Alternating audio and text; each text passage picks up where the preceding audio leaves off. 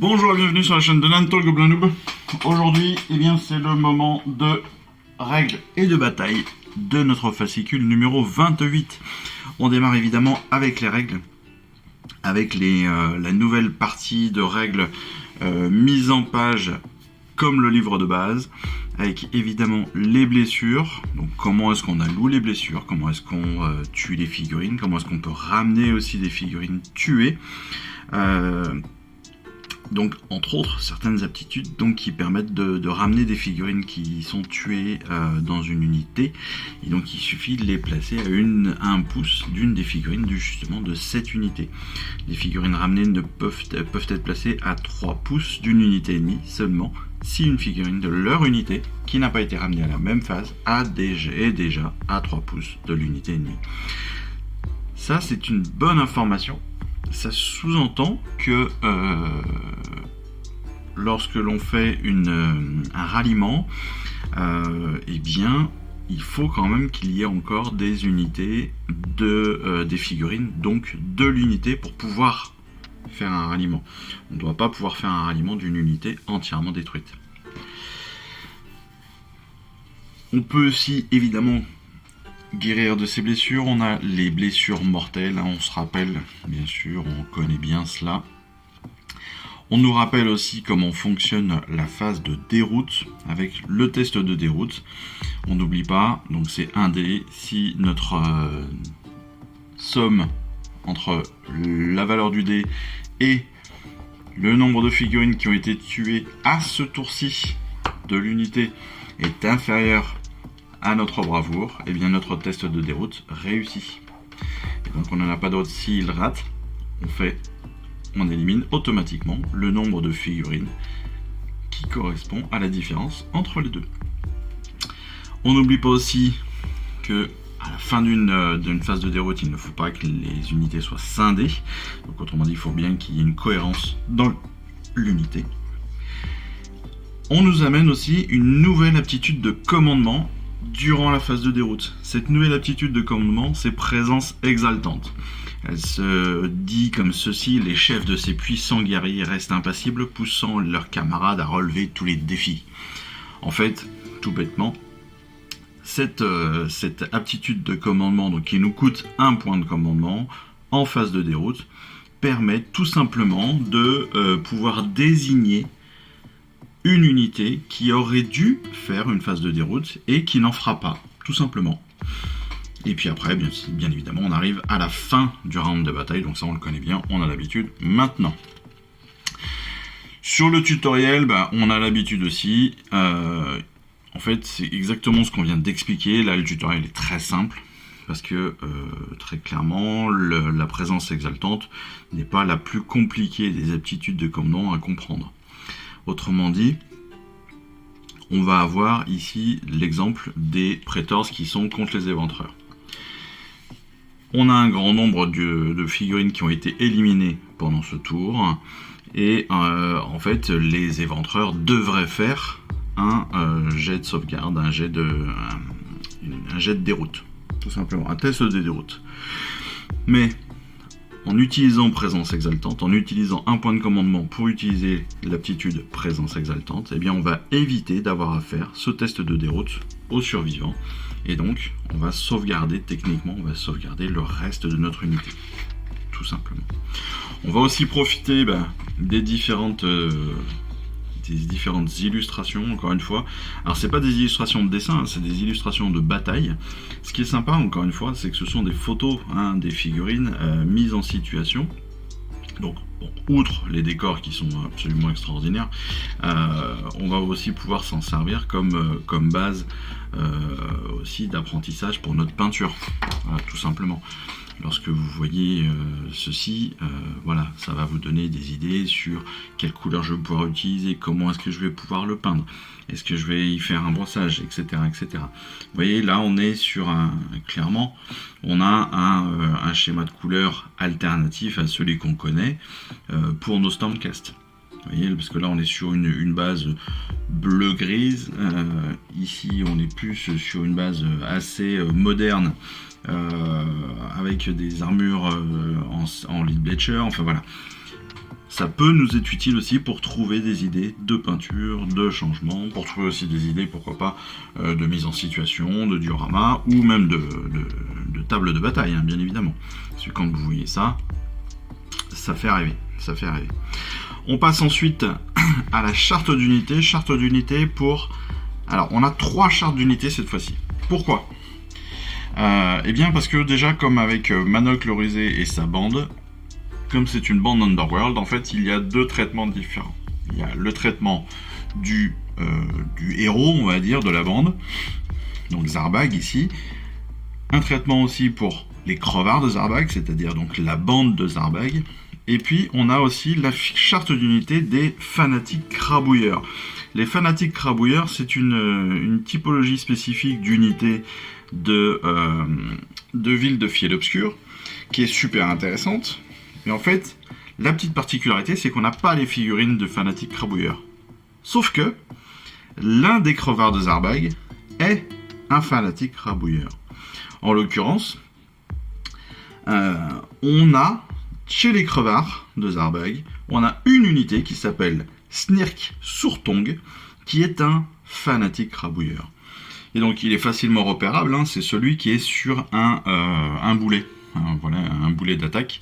Avec, il tient le boulet avec sa main et avec une chaîne, donc il sera facilement repérable.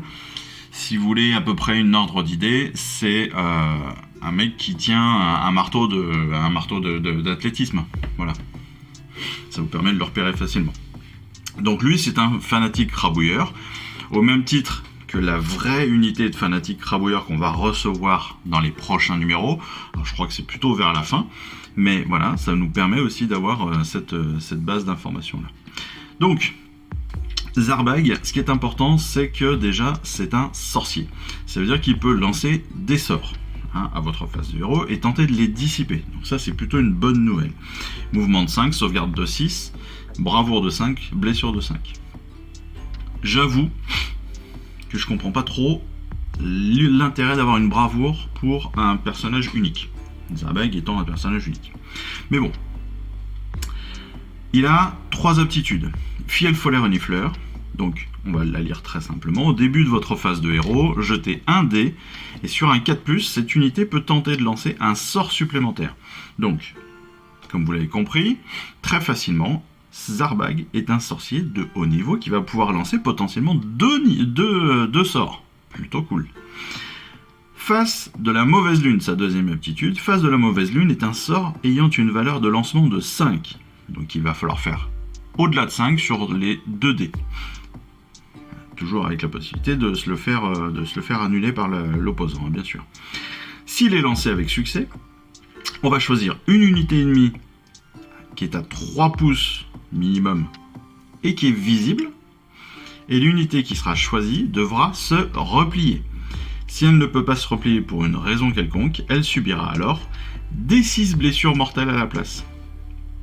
Donc soit elle se replie, c'est-à-dire qu'elle va reculer, et donc perdre ses capacités de mouvement, d'attaque, etc., du tour. Donc ça c'est plutôt pas mal, parce qu'encore une fois, le repli vous empêche d'attaquer, de charger, etc., de vous mouvoir, de charger et d'attaquer. Soit, donc elle se replie, soit elle prend D6 blessures mortelles. Plutôt pas mal. La malédiction jalouse, troisième aptitude. La malédiction jalouse est un sort ayant une valeur de lancement de 6. Donc, encore une fois, on lance 2 dés. Il faut faire plus de 6 pour que le sort soit lancé. Il a une portée de 18 pouces. Et s'il est lancé avec succès, on va choisir un héros ennemi qui est à portée et visible du lanceur, donc qui est dans les 18 pouces. Jusqu'au début de votre prochaine phase de héros, donc jusqu'au prochain tour de héros de Zarbag, techniquement, des Cruel Boys et des villes du Fiel Obscur, on va ignorer tous les modificateurs positifs au jet de touche et au jet de blessure pour les attaques du héros choisi, et on va ignorer les modificateurs positifs au jet de sauvegarde contre les attaques qui ciblent le héros choisi. Autrement dit, le héros adverse choisi n'aura aucune possibilité d'avoir des modificateurs positifs pour lui pendant un tour. Les crevards. Les crevards, donc, ils sont quand même assez nombreux. Hein. Les figurines de crevards de Zarbag sont Drizgit, le berger à Squig, Prog le rétière, Dibs, Radcap, Stickit, Gobaluk et Bonnet Kraka. J'adore, ils ont tous des noms hyper bizarres. C'est génial. Rappelons que Snirk Surtong est un fanatique, donc il est sur l'autre charte d'unité. Donc on a 7 personnages, si je ne me trompe pas. 1, 2, 3, 4, 5, 6, 7, exactement. Drizgit le berger à Squig est armé d'un aiguillon à Squig. Prog le rétière est armé d'un filet barbelé. Dips, Redcap et Stickit sont chacun armés d'un arc Lune-Clan et d'un quai-gorge. Gobaluk et Bonnet Kraka sont chacun armés d'une gueule garnie de crocs. Donc gueule garnie de crocs, c'est pas difficile, c'est les deux Squig. Ensuite on a 3 personnages qui ont et un arc et un quai-gorge, ce qui veut dire qu'il peut y avoir 3 attaques de projectiles avec les crevards de Zarbag et 3 attaques au couteau. Le rétière, donc, c'est celui qui a le filet. Le rétière, il a une aptitude spécifique, c'est-à-dire qu'il va permettre de soustraire 1 au jet de touche pour les attaques des unités ennemies tant qu'elles sont à 1 pouce d'une ou plusieurs unités ennemies, qui inclut une ou plusieurs figurines armées d'un filet barbelé.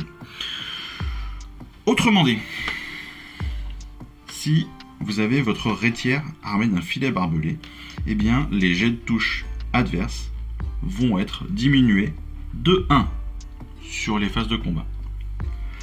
Snirk Surtong.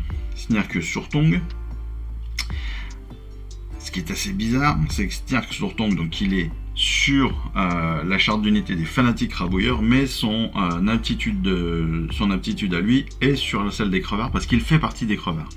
Mais bon, Snirk Surtong, la première fois que cette unité est placée sur le champ de bataille, une unité de fanatiques rabouilleurs composée d'une seule figurine est ajoutée à votre armée et cachée dans cette unité en tant qu'unité de réserve.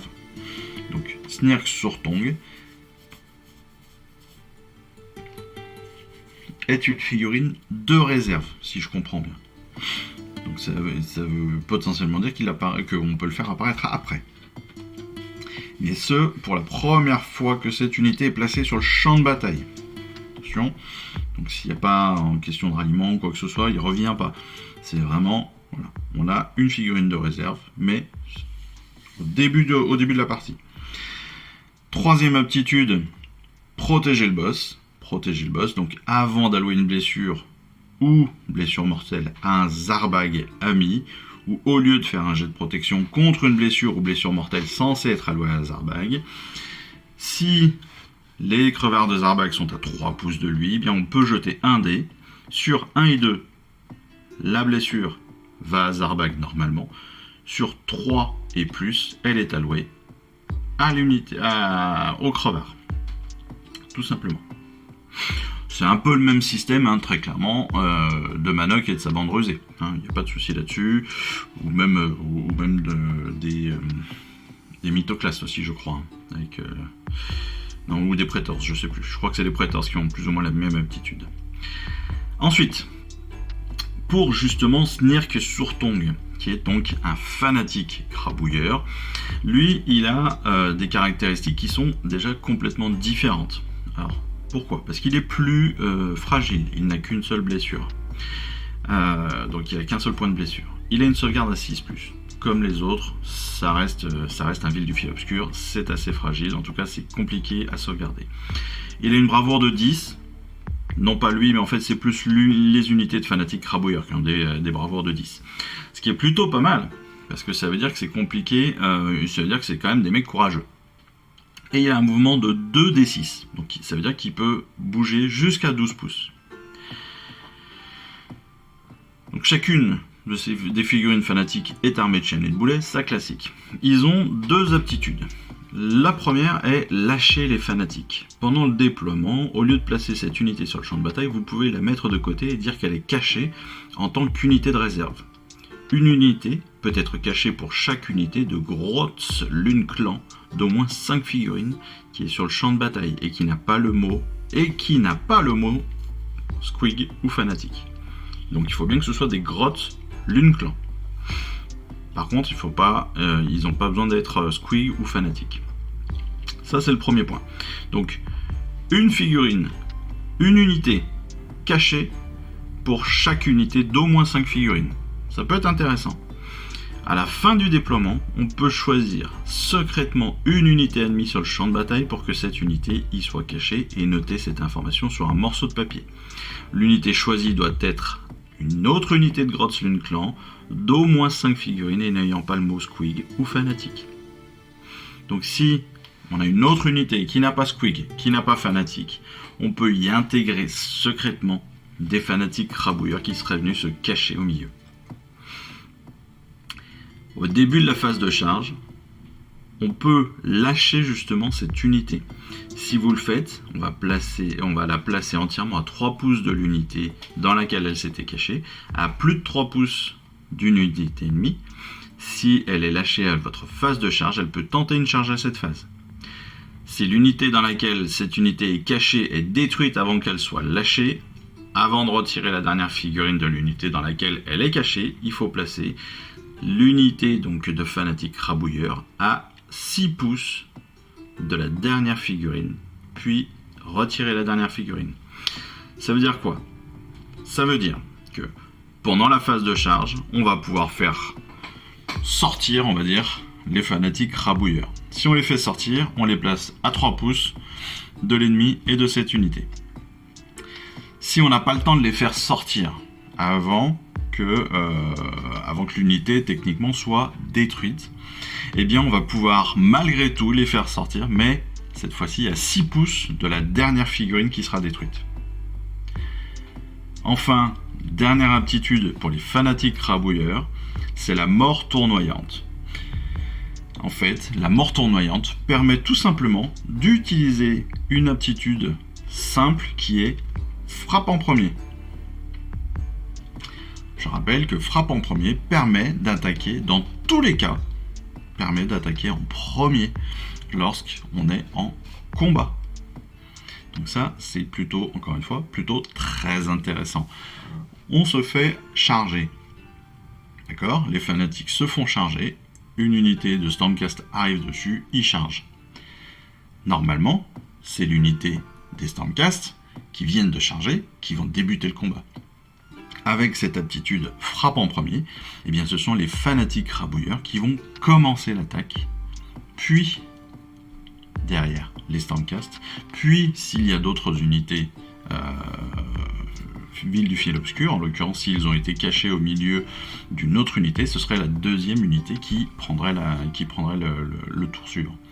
C'est intéressant, ça peut être hyper intéressant, et surtout ça peut être hyper intéressant parce que ça peut déstabiliser une unité adverse, ça peut l'affaiblir, voire l'éliminer avant même qu'elle ait pu attaquer. Sachant que les fanatiques ont une caractéristique d'attaque qui est de D6 attaque par personnage, par figurine. Donc D6 attaque, si vous en avez qu'un seul là, avec Snirk sur Tongue, très bien, vous avez un D6 d'attaque, de 1 à 6 attaques, ce qui est quand même pas dégoûtant. Surtout qu'il y a une perfo de -2 et il y a un dégât de D3. On est plutôt pas mal. Mais imaginez que vous avez une unité complète de fanatiques. Une unité complète de fanatiques, je crois que c'est 5 personnages. C'est 5 ou 10 personnages, donc 5 ou 10 personnages. Ça laisse une très grosse attaque possible, hein, parce que si vous avez D6 attaques, que vous faites D6 et vous faites 5, 6, vous avez 30 attaques. Si je me trompe pas, hein, jusqu'à preuve du contraire, je connais encore à peu près mes tables, mais 5 x 6, chez moi, ça fait 30. 30 attaques, touche à 4, blesse à 3, ok.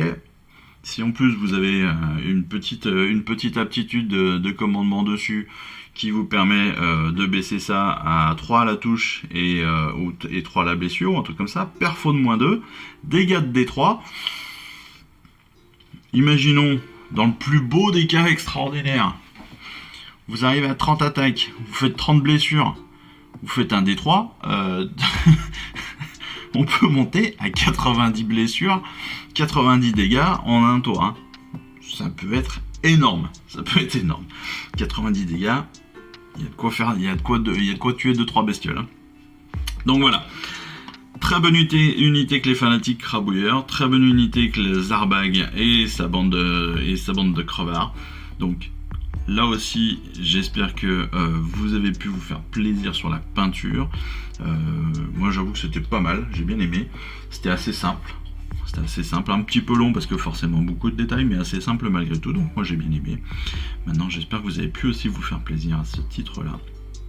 Et voilà, on passe évidemment à la présentation. Alors on a les tutoriels de toutes ces différentes aptitudes. Je les ai toutes expliquées, mais là en l'occurrence c'est lâcher les fanatiques. Le tutoriel, donc lâcher les fanatiques, c'est peut-être la plus compliquée. Donc je vous inviterai bien à la relire. Il faut donc les sournifleurs que nous allons aussi avoir dans la collection ont le mot-clé Lune-Clan et Grotz. Ils peuvent donc cacher une unité de fanatique. Je reviens dessus. Oui. Ils ont Grotz et Lune-Clan. Ils n'ont pas ni Squig, ni fanatique. C'est important. Donc les sournifleurs peuvent cacher en fait des crabouilleurs fanatiques à l'intérieur de leur unité. Et donc une fois qu'on les découvre, eh bien on va les faire se découvrir à 3 pouces d'eux. Si le dernier sournifleur meurt avant qu'on ait pu faire sortir nos fanatiques crabouilleurs, et bien là on va les placer à 6 pouces de la dernière unité. Voilà, entièrement à 6 pouces de la dernière unité. C'est important, encore une fois, ça peut être un super moyen aussi d'attaquer un petit peu de façon ville, évidemment, les villes du Fiel Obscur, mais de façon un petit peu tactique, une unité ennemie, les faire sortir au bon moment. La bataille du jour, c'est la bataille rangée numéro 8, la Lune Rouge. On va la jouer tout de suite, on va la découvrir tout de suite. Mais regardez-moi cette opposition. On va être déjà aussi, encore une fois, sur une bonne grosse bataille. Voilà, allez, on se retrouve tout de suite pour la bataille rangée.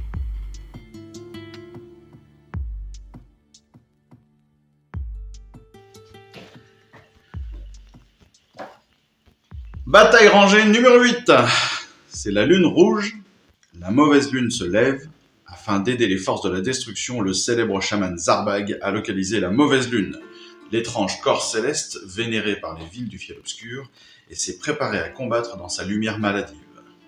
Rares sont ceux qui peuvent contempler longtemps le visage ricanant de la mauvaise lune, car il effraie les éternels de l'orage comme les Cruel Boys. Seuls les combattants les plus robustes osent guerroyer dans de telles circonstances. Ils doivent s'armer de courage, car si leur détermination vacille, la terreur ravagera leur esprit. L'apparition de la mauvaise lune donc a dispersé les forces de l'ordre et de la destruction à leur bravoure mise à l'épreuve. Elles sont confrontées à de nouveaux défis, à de nouvelles opportunités de gloire. L'opposition, comme d'habitude, entre l'ordre et la destruction, les éternels de l'orage sont animés d'un courage et d'une discipline incroyables, mais face aux horreurs magiques, ils restent déterminés. Cet événement terrifiant est l'occasion de prouver que rien ne les détournera de leur engagement à protéger les royaumes. Dans l'Alliance de l'Ordre, on retrouvera évidemment le Seigneur Impératant, 6 Griffdog, 4 Praetors et 5 Vindictors. L'Alliance de la Destruction, l'arrivée de la mauvaise lune a permis aux villes du Fiel Obscur de prendre le contrôle de la WAG. Même les Cruel Boys doivent suivre l'exemple de leur cousin Grotz s'ils veulent être victorieux, mais ils ne manqueront pas de tenter de récupérer leur pouvoir. Dans la Destruction, Zarbag, la bande évidemment de Zarbag, les crevards, le Louvre-Boss, le boss qui tuait son grotte sur Inner, 10 éventreurs, 10 égorgeurs et le Slogot des marais. On va faire des jets de priorité à chaque tour. Comme d'habitude, ça va se jouer en 5 rounds. De façon assez classique. On va faire un jet de priorité donc à chaque début de round pour savoir qui a le premier tour. La bataille donc va se terminer au bout de 5 rounds. À la fin de la partie, il va falloir compter le nombre de figurines de chaque armée qui seront à moins de 3 pouces. Donc dans le cercle, dans ce disque d'objectifs de la fontaine Azyrite. Le joueur évidemment qui en aura le plus gagnera la partie. Si chaque joueur en a autant que l'autre, eh bien, la partie, évidemment, se soldera par une égalité. Lors de la phase de déroute, ça c'est la lune rouge, c'est une spécificité de cette bataille rangée numéro 8. Lors de la phase de déroute, chaque unité qui n'est pas un héros et qui est à 12 pouces ou moins du centre du champ de bataille, donc de la fontaine Azyrite, devra faire un test de déroute même si elle n'a subi aucune perte à ce tour. Autrement dit, si on envoie toutes nos unités vers le centre de la table, à moins de 12 pouces, à chaque phase de déroute, il faudra faire un test de déroute. Pour cela, et ce même si elles n'ont subi aucune perte, pour cela il faudra ajouter 2 au jet de déroute, en plus du nombre de pertes subies par l'unité, et les unités de Troggoth et de l'Unclan à 12 pouces ou moins de ce centre de champ de bataille réussissent automatiquement leur test. Donc, à l'inverse, si on est l'Unclan ou Troggoth, ce qui veut dire, d'après ce que je sais, simplement Zarbag, Crevard, le Fanatique, qui est un Lune-Clan, les Crevards qui sont des Lune-Clan, Zarbag qui est un Lune-Clan, le Louvre-Boss qui est un Lune-Clan, les autres, et le Slogoth Démarre aussi qui est un Troggoth. Seuls eux n'auront pas de jet de déroute à faire s'ils sont à moins de 12 pouces du centre de la table pendant les phases de déroute. Sinon, toutes les autres unités devront faire un test de déroute, même s'ils n'ont pas perdu de figurines durant ce tour. C'est quand même un élément important qui n'est pas à oublier. Le déploiement va se faire très simplement, c'est-à-dire que chacun va déployer ses unités. On va utiliser les règles assez classiques de déploiement avec les jets d'initiative. Et puis, les terrains, eux, sont déjà posés et définis. C'est-à-dire qu'on a bien la fontaine Azyrite avec un cercle autour de 3 pouces. Le cercle autour, je l'ai matérialisé pour que ce soit plus facile à vérifier et à voir. Et puis après, on a 4 éléments de terrain qui viennent agrémenter la table, mais qui ne sont pas, qui ne vont pas avoir un pouvoir ou un effet spécifique. 12 pouces, pour donner une ordre d'idée, ça va représenter en gros une largeur d'éléments de terrain, de petits carrés de terrain quand on les a pliés. Et sur la longueur, bien sûr, et sur la largeur, 12 pouces, on va aller quasiment au milieu de la zone de déploiement de nos différentes unités. Donc, il va falloir jouer avec ça, c'est très important, parce qu'encore une fois, chaque fois qu'on arrive sur la phase de déroute de notre tour, il faudra faire un test si on n'est pas Slogoth ou si on n'est pas Lune-Clan. Donc, c'est pas anodin. Ça n'est pas anodin. Allez, on commence par le petit test, le premier jet d'initiative. Donc, bien sûr, notre magnifique piste de dés. Et puis, on lance un dé chacun. Les noirs, cette fois-ci, pour les destructions. Les blancs, pour l'ordre. Un petit peu comme d'habitude, souvent on fait comme ça. C'est la destruction qui a gagné le toss. C'est donc eux qui vont débuter le déploiement. Et bien tout simplement, on va commencer par le Slogoth que l'on va pouvoir mettre plein centre. De l'autre côté, eh bien, comme on a cette restriction des 12 pouces, je pense qu'il serait plus intéressant, plus intelligent pour eux de bien se mettre sur les côtés. On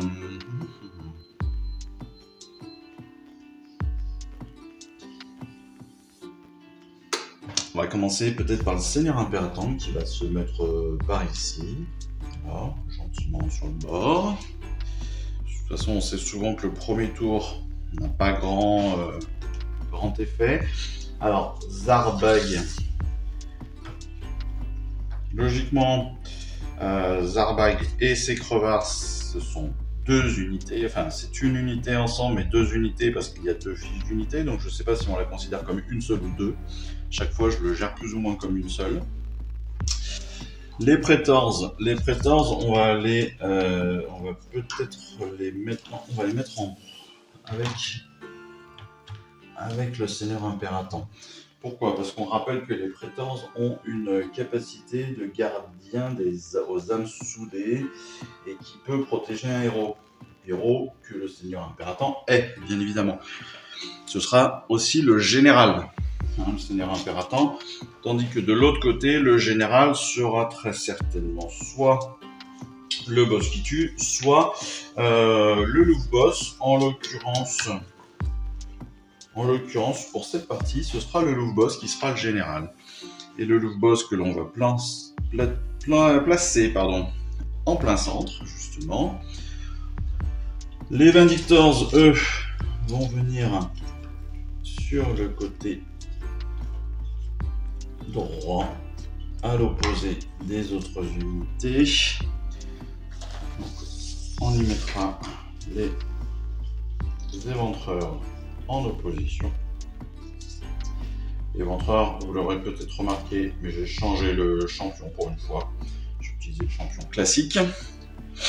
Les Griffdog, eux, vont se mettre en accompagnement des Vindictors. Vindictors, on va appuyer un tout petit peu. Voilà, les Griffdog qui, rappelons-le, vont pouvoir attaquer et se redécaler parce qu'ils peuvent attaquer en mouvement. Eux, ils peuvent.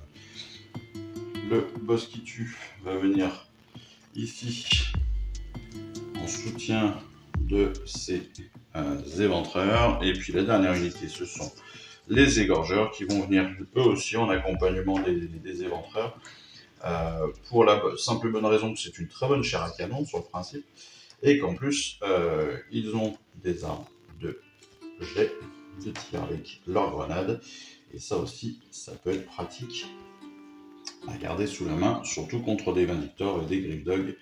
Griffdog qui n'ont pas de sauvegarde, donc c'est toujours intéressant si on peut les attaquer de loin et si on peut les faire mourir de suite. Voilà le placement particulier. Ouais, c'est un peu particulier, mais ça m'a l'air pas mal. On va placer notre piste de dés ici, on va essayer de déterminer ça comme ça. Maintenant, on va déterminer qui débute. Eh bien, on va, pour les Cruel Boys, pour la destruction, on va considérer que le mieux pour ce premier tour est de laisser peut-être le tour justement au Stormcast. Regarde, je vais changer de dé. Ça devient noir. Noir et pas un petit peu blanc, pour ceux qui comprennent la référence. On va laisser le tour. Parce qu'on est loin quand même. Il n'y aura pas forcément d'attaque possible l'un de l'autre. Non, on va prendre le tour. On va prendre l'initiative. Ce qui veut dire qu'on va avoir 2 points de commandement côté destruction et 3 côté de l'ordre. Pourquoi? Parce qu'on rappelle que les points de commandement se font de telle façon. Le joueur numéro 1 qui prend le premier tour du round, donc gagne 1 point de commandement plus 1 si il a son général sur la table, ce qui est le cas avec le louvre boss. De l'autre côté, on a 2 points parce qu'on est le deuxième joueur à jouer sur le round, plus 1 point parce qu'on a le général avec le Seigneur Impératant. Donc on débute par un premier mouvement, une première phase de héros déjà. Sur cette première phase de héros, il n'y a pas grand chose à dire. Je pense que la présence exaltante n'a pas grand lieu d'intérêt pour l'instant. Alors, je rappelle que la présence exaltante, c'est l'aptitude de commandement qu'on a reçue avec cette nouvelle règle. Oui, c'est ça. Donc, elle permet donc entre autres d'éviter une phase de déroute, d'éviter un jet de déroute. Ça, ça peut être utile, surtout pour des unités fragiles. On rappelle qu'on en a eu avant les attaques en règle et les défenses en règle qui peuvent rajouter des points, des capacités. On a les effets de frappe en indice, on les avait déjà vus. En avant vers la victoire, qui permet d'utiliser, donc d'avoir un jet de charge pour une unité ennemie. On peut relancer le jet de charge et puis déchaîner d'enfer. L'unité qui reçoit l'ordre doit être à 9 pouces de l'unité ennemie, à plus de 3 pouces de toutes les autres unités ennemies. L'unité qui reçoit l'ordre peut tirer à cette phase, mais quand elle le fait, vous devez soustraire un projet de touche pour ses attaques. Elle peut cibler uniquement l'unité qui a fait le mouvement de charge. Allez, on débute avec la première phase de héros. On ne va rien faire sur cette phase de héros, parce qu'on est très très loin, donc on va débuter directement sur la phase de mouvement. Sur la phase de mouvement, mis à part le Slogot qui a un mouvement de 6, c'est le seul dans toutes les unités que nous avons aujourd'hui. Toutes les autres, à part, oui, il y a le Fanatique. Il y a le Fanatique Crabouilleur qui a un 2d6. Mais le Fanatique Crabouilleur, on rappelle qu'il a une petite capacité, c'est qu'il peut se cacher, en fait. Il se cache à l'intérieur d'une unité. Ça, c'est rigolo. D'ailleurs, je vais la mettre de côté, c'est celle-ci. Je vais la mettre de côté, elle est cachée, personne ne sait qu'elle est là. J'aime bien ça, ne sert absolument rien de la cacher, on est bien d'accord. Mais voilà, je pourrais la sortir quand je voudrais, et même si l'unité des Zarbag, les crevards Zarbag disparaissent tous, même à ce moment-là, elle apparaîtra comme par magie. Donc j'ai un mouvement de 5 pour l'ensemble de mes unités, donc c'est ce que l'on va débuter. On va commencer par ça, 5. Même mes grottes, tiens, les grottes sont que 5 de mouvement, c'est assez peu, sur le principe. Alors on va profiter du fait que les unités de Lundclans aient 5 ou 6 avec le Trogot de mouvement pour se positionner au plus proche de la fontaine. Ensuite, on va aussi profiter de ce mouvement ici. Voilà, donc là, on va avancer de 5 pour tout le monde. Ah, j'ai perdu tous les éléments. Et là, il y a franchement sous les meubles, ça va être super. Je sais pas combien j'en ai perdu. C'est pas grave, je les chercherai plus tard. Donc on va pouvoir bouger tout le monde, dont le boss qui tue, bien évidemment, et son grotte sur, sur une heure, hein, c'est ça, son grotte, sur une heure. Hop, ensuite, j'ai bougé tout le monde, on va passer donc à la phase suivante, qui est une phase, c'est bon, on est presque pas perdu, qui est donc la phase de tir. En phase de tir, bien évidemment, on n'est pas à distance de tir, pour la simple et bonne raison que pour l'instant, les seules possibilités de tir sont les grenades sulfuriques des égorgeurs qui ont que 8 pouces de portée, et j'ai un arc. J'ai un ou deux arcs. J'ai 2 arcs qui, 3 arcs qui ont une portée de 20 pouces. Est-ce que 20 pouces me permettent d'aller jusque là? Et en effet, ces 20 pouces me permettent d'aller jusqu'aux Praetors. C'est super ça. Praetors qui ne sont pas à couvert. Pourquoi? Parce que déjà, si on regarde au niveau de la table, on voit des Praetors, on voit des socles de Praetors, le début des socles de Praetors, et puis en plus parce qu'ils sont à plus d'1 pouce de notre décor. Donc ils ne sont pas dans les règles de couvert. Et là on a bien 20 pouces sur les Praetors, c'est parfait. Là on est à plus de 8 pouces du reste, donc ça aussi on le savait, on n'a pas le choix. Donc on va pouvoir utiliser nos 3 arcs.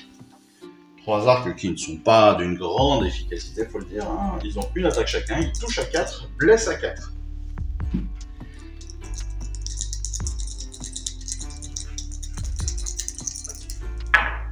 Alors j'ai 2 touches. Alors il n'y a pas de règle de comme les armes protées de venin. 2 touches, blessure à 4. J'ai une blessure. Donc on va tenter une sauvegarde. Rappelons que la sauvegarde des Praetors est à 3. 3 plus. je ne me trompe pas, c'est bien ça. Allez, à 3+. Ils font 1, et donc, malgré tout, ils prennent une blessure. Ce qui est une pas si mauvaise attaque pour les archers. On passe maintenant à la phase de charge, bien évidemment. Phase de charge, est-ce qu'on est à 12 pouces ici? Oui, on peut tenter une charge. On peut tenter une charge, tout juste. On pourrait tenter une charge, mais est-ce que ça vaudra le coup? Je ne pense pas. On ne peut pas. Là-bas, on ne peut pas, parce qu'on est à 20 pouces. Je dirais, on va le tenter, on ne sait jamais. Si on peut aller taper directement les... quoique non, je ne vais pas y aller, pour éviter de tenter la chance. Donc on va s'arrêter là, pas de phase de combat, pas de phase de déroute. Bien évidemment, on est à plus de 12 pouces ici du centre et donc de notre fontaine azérite. Pas de souci, pas de déroute à faire pour nos Cruel Boys. On passe au tour des Stormcast. Les Stormcast qui ont donc 3 points de commandement.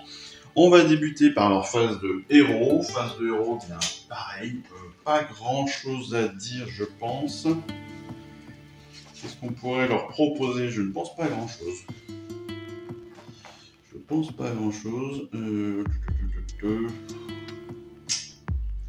Si, peut-être... on va utiliser un point de commandement pour leur donner en avant vers la victoire. Mais pour leur donner en avant vers la victoire, il faut que notre... on rappelle qu'il y a des distances. Il y a des distances à respecter. Et pour que le général puisse donner une attitude, il faut être à 18 pouces. Est-ce qu'ils sont à 18 pouces? Non, ils sont à plus.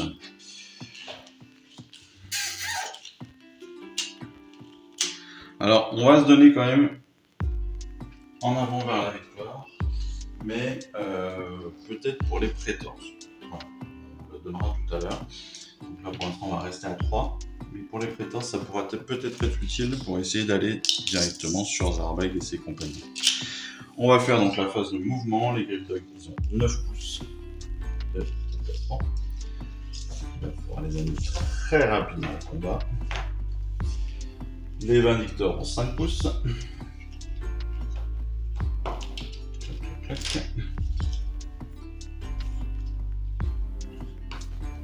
Ce qui serait bien, c'est que je trouve un guidon, un mètre en pouce non magnifique, non métallique, ce serait parfait. Ça m'éviterait d'avoir des figurines qui viennent s'accrocher à mon mètre, sachant qu'elles sont toutes montées maintenant. Les Prétors, elles aussi, donc elles ont 5 pouces de mouvement. Donc, hop, pour les dernières, elles vont arriver là. Les autres vont arriver juste devant. On a une figurine qui a... Et on va garder le Seigneur Impératant légèrement derrière. Pourquoi? Pour essayer de rester toujours avec ces 12 pouces d'écart avec la fontaine azérite. Là, on est à 12,5. Donc, c'est parfait. Phase de mouvement terminée. On passe évidemment à la phase de tir. Phase de tir, de ce côté, rien. Ici, seul le Seigneur Impératant. D'ailleurs, c'est le seul qui a une arme de projectile. Il a 18 pouces de portée. On va donc vérifier s'il est à portée ou pas. Il est à portée de la bande de Zarbeg. Il a un D6 d'attaque, déjà. Donc il a une attaque. Non plus cette fois-ci. Il touche à 3, blesse à 3. Il touche à 3, c'est touché. Il blesse à 3, c'est blessé. Sauvegarde pour la bande, les crevards 6+, sachant que le Seigneur Impératant a une perfo de -1, il va mettre directement une blessure à un crevard. On va pouvoir mettre ça sur, et bien pourquoi pas sur un des grottes, sur un des squigs, pardon. On va mettre la blessure sur un des squigs. Et on va le mettre sur le... Non, sur celui-là. Nouvelle figurine. Nouveau squig, c'est parfait. Phase de tir terminée, on va passer à la phase de charge. Phase de charge, eh bien, on a plusieurs unités qui peuvent charger. ici les Vanistors. Évidemment, les Griffdog. On a aussi potentiel. Eh ben non, même pas. On n'a pas les Praetors qui sont trop loin. Donc sur la charge, on va tenter déjà sur les Vanistors qui ont raté, c'est sûr. Ils sont à 7, ils auraient dû faire 12. Quelque chose comme ça, ils auraient dû faire 11. Les Griffdog, ils font 7. Eux, ils vont pouvoir charger. Et surtout, ils vont faire une attaque au passage. Donc après que cette unité a combattu et toutes ses attaques ont été résolues, elle peut se replier de 6. Donc ça va être intéressant pour elle parce qu'en fait, elle va venir attaquer, taper et repartir. Donc elle va attaquer les égorgeurs en l'occurrence. Clic, clouc. Elle va venir sur les égorgeurs.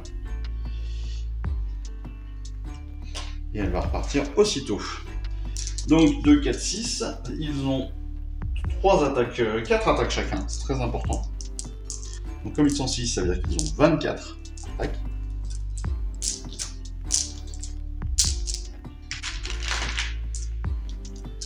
Et ils touchent à 3, blessent à 3. Touche à 3 et blesse à 4, pardon. Donc ils touchent à 3, on enlève évidemment tout ce qui est en dessous de 3. Voilà qui est fait. C'est bon. Ça peut faire un carnage complet hein, là-dessus. Les Griffdog, ils peuvent être très bons là-dessus. Ils touchent, ils baissent à 4. J'ai oublié qu'ils avaient un champion, j'aurais pu rajouter un dé. Ils baissent à 4. C'est sorti, c'est sorti, c'est sorti. 2, 4, 6, 8, 10.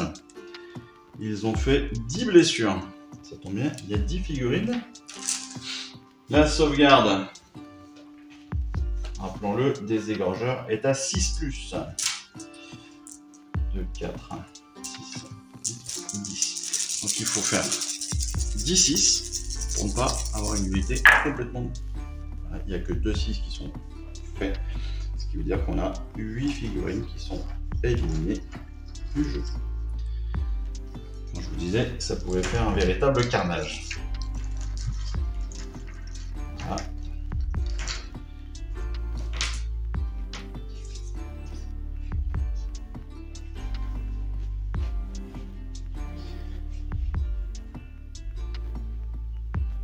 Elles repartent de 6 pouces en arrière pour se protéger.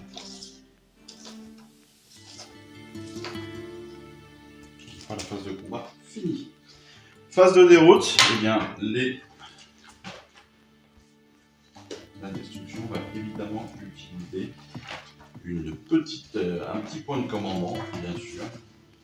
Donc avec la présence exaltante, parce qu'on a un héros, le héros, lui, il a une portée de 12 pouces, donc il est clairement à distance. En enlevant un point, on évite un test de déroute sur ces deux éléments d'égorgeur. C'est la fin du premier round, fin du premier tour aussi, donc évidemment des Stormcast. On passe au tour numéro 2. On va faire notre jet d'initiative. 1 et 1. C'est donc aux Cruel Boys qui avait, à la destruction, qui avait l'initiative au premier tour de choisir qui aura l'initiative sur ce second tour. Et sur ce second tour, c'est eux qui vont prendre l'initiative. Donc ils vont prendre encore 2 points. L'initiative 3 de l'autre côté. Ils vont débuter avec un premier point et tenter un ralliement. 2, 4, 6, 8. 8 dés sur des 6. On ramène autant de figurines que de 6. Il y a un 6. On va ramener une figurine. Ça fait peu. Mais c'est toujours ça de prix. C'est toujours ça de prix. Phase de héros. Évidemment, phase de héros, on a fait 2-3 ralliements. Est-ce qu'on a des tactiques spécifiques? Eh bien, on a un sort possible. Qui a une portée. Est-ce qu'on a une portée? Je sais pas la portée.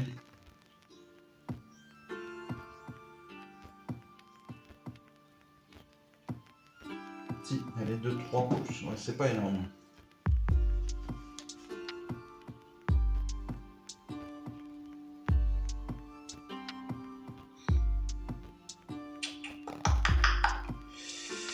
C'est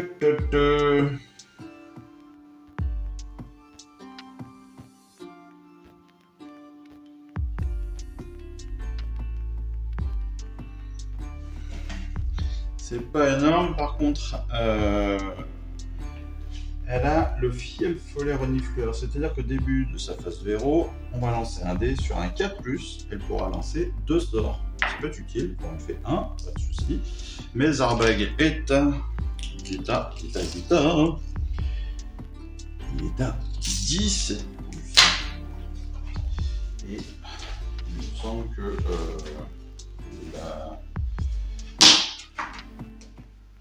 que la distance pour les sorts est de 12. Je ne voudrais pas dire de bêtises, mais je vais vérifier ça quelques instants.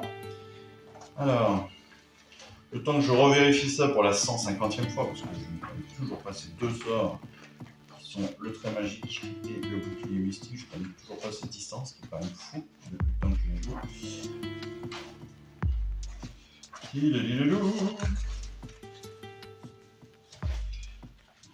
Le 11, je crois. C'est pas le 11, c'est le 10. La portée du trait magique est de 12 pouces, malheureusement, et pas plus. Et le bouclier mystique aussi.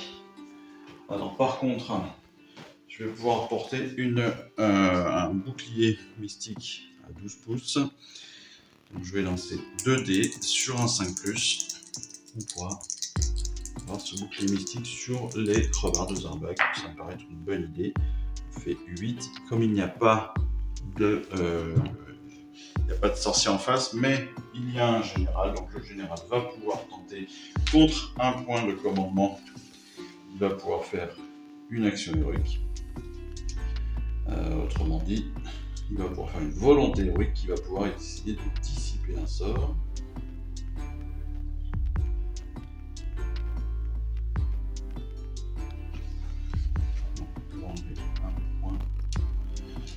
Pour l'instant, le sort est passé.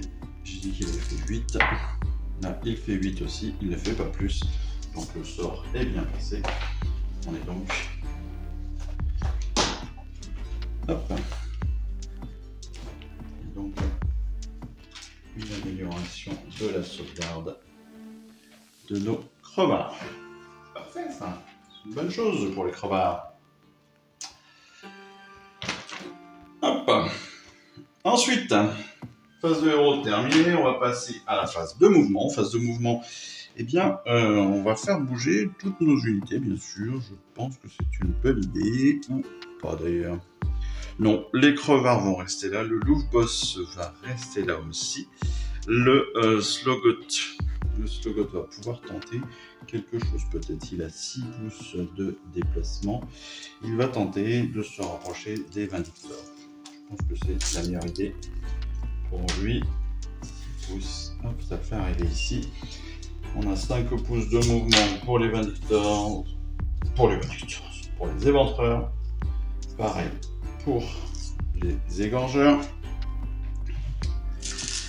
Phase de mouvement terminée. On passe à la phase de tir. Phase de tir, on rappelle qu'on a à la fois nos grenades ici avec les égorgeurs qui sont là cette fois-ci à distance et des Griffdog et aussi des Vindictors. On a nos 3 archers ici de la bande des crevards de Zarbag qui vont pouvoir tirer aussi. Donc on va se servir de ces 2 armes et on va tenter d'en profiter. Donc on va débuter par les crevards contre les Praetors, bien sûr, 3 attaques, touche à 4, blesse à 4.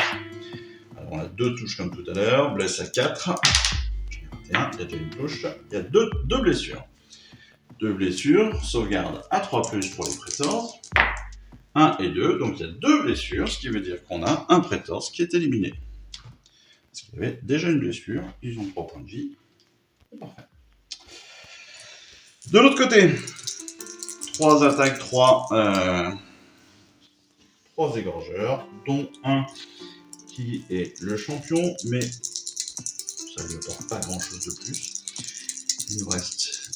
D'ailleurs, c'est même pas le champion, je vais dire le champion. Oh. C'est pas grave. Donc 3 attaques, touche à 4, blesse à 3. touche à 4, pas une touche, c'est parfait. On passe donc maintenant en phase de charge. Phase de tir étant terminée, phase de charge.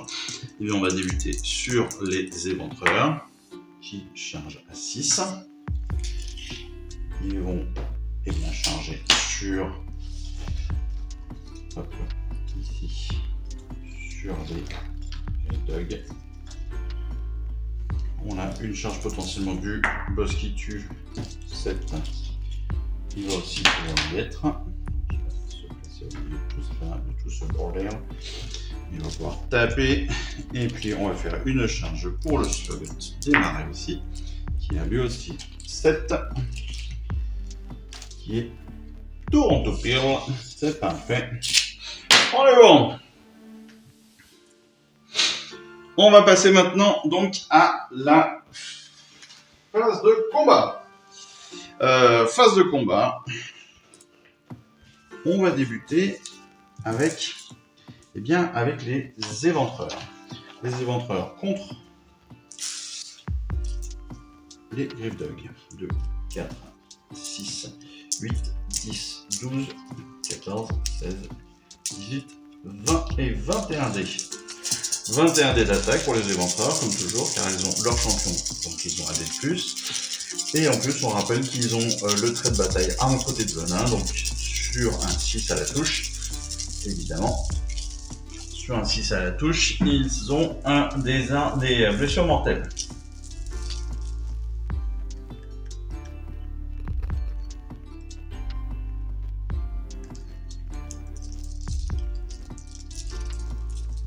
Encore une fois, la tactique qui intimide, comme d'habitude, c'est pas grave. Il touche à 4, blesse à 4. Alors, déjà, on va commencer par comptabiliser les 6. J'ai mis 3, 5, j'ai 6, ce qui veut dire 6 blessures mortelles. Ensuite, les touches supplémentaires. Alors, 6 blessures mortelles, ça veut dire déjà qu'il y a 3 Grave Dogs qui sont éliminés. Ensuite, on a encore 2, 4, 6 blessures à déterminer. Il blesse à 4. On a une blessure supplémentaire. Il n'y a pas de sauvegarde chez les Grave Dogs. Donc on a 3 Grave Dogs qui sont éliminés du jeu. Et un qui subit une blessure supplémentaire. Ici. Ensuite, eh bien, ce sont les Vindictors qui vont attaquer. 2, 4, 6, 8, 10, 11 dés. 2 attaques chacun, plus le champion. Pareil, ils ont les arsenals d'armes orageuses. Rappelons-le qu'à 6 à la touche, c'est une blessure mortelle contre le slugger des marais. Ils font 1, 6. Eux, ils touchent à 3, blessent à 3. Donc on a, hop, tac, tac, c'est géré. 2, 4, 6 touches, ils blessent à 3, ils font 3 touches supplémentaires. On va sauvegarder cela côté éventreur avec un 5+, sachant que les Vindictors ont un coef de perfo de -1, ce qui veut dire qu'il va falloir faire des 6 pour sauvegarder. Pas de 6, ça veut dire 4 blessures contre le slugger des marais. On va comptabiliser. 3, 4. C'est au tour du boss qui tue. Parce qu'il n'y a pas d'urgence pour le slugger des marais, vu que les Vindictors ont déjà attaqué. Par contre, le boss qui tue, lui, va pouvoir tenter de continuer le travail des éventreurs et donc d'affaiblir encore les Grave Dogs qui potentiellement pourront être éliminés. Il a 4 premières attaques. Rappelons qu'il a lui aussi les armes côté de venin. Il touche à 3, blesse à 3. Donc il fait 2, 6 et un 5. Donc il a une touche, une blessure. Ce qui fait 3 blessures. 3 blessures, sachant qu'on avait déjà une blessure, qu'il n'y a pas de sauvegarde. On a 2 nouvelles figurines qui sont sorties du jeu. Le Grand Suriner, lui, il a 3 attaques. Il touche à 4, blesse à 4. Et un côté de venin sur la touche. Il touche à 4, blesse à 4. Il ne fait pas de touche. Ce qui veut dire qu'il ne reste que l'alpha pour attaquer en Grave Dog. Grave Dog, lui, va attaquer évidemment les éventreurs. il a 4 attaques, il est le champion, mais ils sont moins de 3 dans l'unité, il est tout seul, donc il n'a pas de dés supplémentaires. Donc il n'a que 4 attaques, il touche à 3, blesse à 4. Il touche à 3, il fait une touche, blesse à 4, il fait une blessure, sauvegarde à 5 pour les éventreurs, qui fait 6, c'est sauvegardé. On passe maintenant au Sloggoth. Le Sloggoth, lui, il a 2 attaques, plus une petite capacité, je vous rappelle, sur l'équipage Chopper de grotte. Donc ça, on le reverra après. Le Sloggoth, donc il a d'abord 4 attaques. Touche à 4, blesse à 4. Donc, touche à 4, il fait 2 touches. Blesse à 4, une blessure. Pas de perfo. Vindicteur, sauvegarde à 3+. 5, c'est sauvegardé. Deuxième attaque, touche à 3, blesse à 3. Il fait 4 touches. Blesse à 3, 3 blessures. Sauvegarde à 3+, attention, perfo de -1, donc ça veut dire que sauvegarde à 4+. On a 2 blessures qui ne sont pas sauvegardées, donc ce qui veut dire qu'on a un vindicteur qui est retiré du jeu. Enfin, on a l'équipage Chopper de grotte. À la fin de la phase de combat, ce qui est le cas là, on va pouvoir choisir une figurine ennemie qui est à 2 pouces, donc un des vindicteurs. On va lancer un dé, et si je réalise le double de sa capacité de blessure, eh bien, il meurt automatiquement. Donc sa capacité de blessure d'un vindicteur est de 2. Si je fais 4 ou plus, eh bien, j'ai une figurine supplémentaire qui sortira du jeu. Je fais 1, malheureusement, pas de possibilité de le sortir.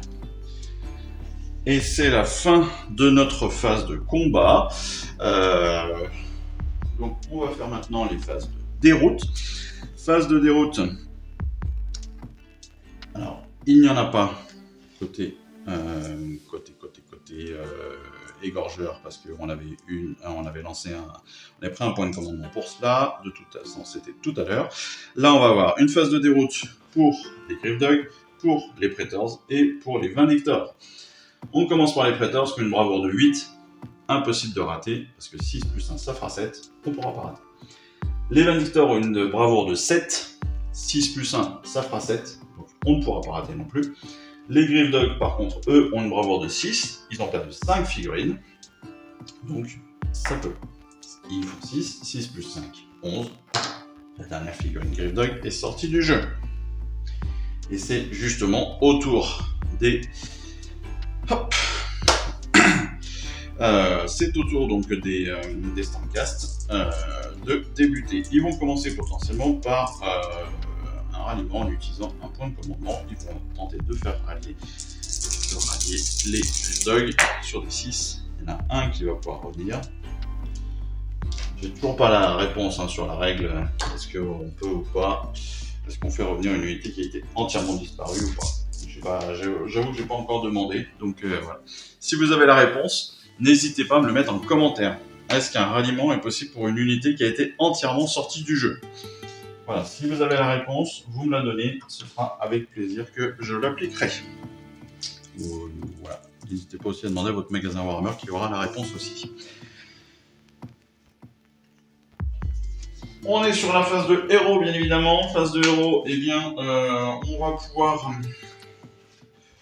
pouvoir faire cela, donner certainement un avantage. Peut-être un avantage de protection.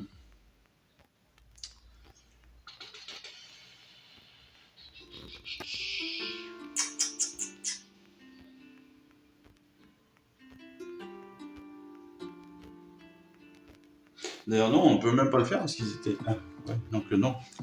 Je relis la règle, en fait, le ralliement c'est utilisable au début de la phase de héros. L'unité qui reçoit l'ordre doit être à 3 pouces ou plus des unités ennemies, donc elles ne peuvent pas être en phase de combat, déjà. Et jetez un dé pour chaque figurine tuée de l'unité. Pour chaque jet de 6, vous pouvez ramener une figurine tuée dans l'unité. Mais si ils ne peuvent pas être à plus de 3 pouces C'est-à-dire qu'il faut être à plus de 3 pouces, donc il faut qu'il y ait encore au moins une figurine. Donc le ralliement ne doit pas pouvoir se faire si toute l'unité est sortie du jeu. Donc depuis quelques parties, je fais des bêtises. Vous auriez pu me le dire en commentaire, hein, je vous remercie. Mais bon, ce n'est pas très grave. Ce n'est pas très grave. Alors, ce que l'on va faire, c'est qu'on va utiliser on va utiliser peut-être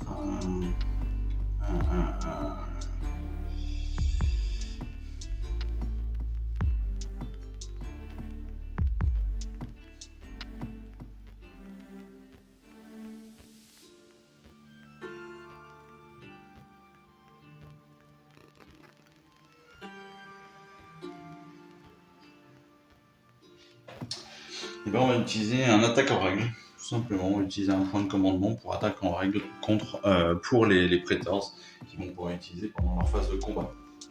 Voilà, tout simplement. Donc je vais leur mettre plus 1 à la touche. Plus 1 à la touche, sachant que de l'autre côté, on a un plus 1 à la protection contre Zarbag, la bande de Zarbag. Donc ça peut être utile aussi pour les Praetors. Allez, donc là-bas, eh bien, il n'y aura pas de mouvement possible, hein. On est en combat rapproché contre le Slogoth. Ici, on va pouvoir bouger, et c'est ce que l'on va tenter de faire.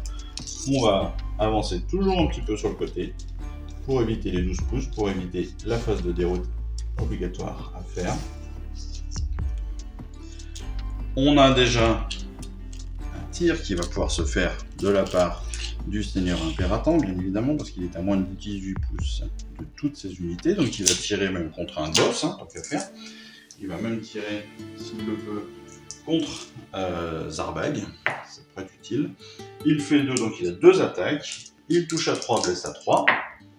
Il fait une touche, il blesse à 3. Il fait une blessure, il a une perfo de -1. Zarbag, lui, il a une sauvegarde à 6, donc ce qui veut dire qu'il va forcément prendre un point de blessure. Ce qui est fait. On aurait pu aussi éliminer. Il aurait pu tirer contre l'unité de les crevards et puis éliminer directement un Squig. Les Zarbag étant un sorcier, ça peut être utile de l'éliminer avant les autres. Et j'ai mis Zarbag en général, j'étais un peu bête, j'aurais dû mettre le loup boss. C'est pas grave. On est maintenant sur la phase de charge. Pas de charge ici, les Vindictors sont déjà en contact. Les Praetors, eux, vont pouvoir tenter de changer. Ils font 8. 8. Ils ne peuvent pas atteindre la cible. Donc, phase de charge se termine ici. On passe sur la phase de combat. Phase de combat, on a 9 dés d'attaque contre le Slogoth. 2, 4, 6, 4, 6, 7, 8, 9. Ils touchent donc à 3, blesse à 3, il faut le -1. Et ils sont sur des 6 à la touche, ils sont en blessure mortelle. Ils font hop, 7 touches, ils blessent à 3. Ils font 5 blessures supplémentaires. Le Slogoth, on le rappelle, il a une sauvegarde à 4+. 5.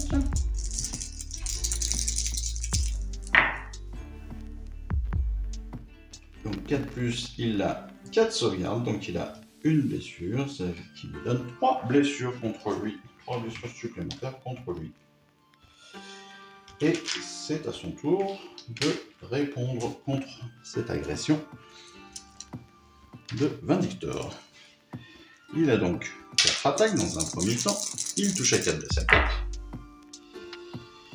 Il fait une touche, il blesse à 4. Il ne fait pas de blessure. La deuxième attaque, il touche à 3, blesse à 3. 3 blessures, 3 touches. Et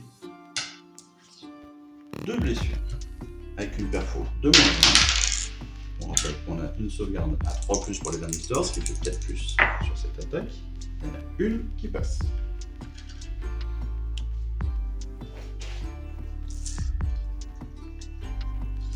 On est encore une fois en fin de phase de combat, c'est la fin de phase de combat des Stormcast.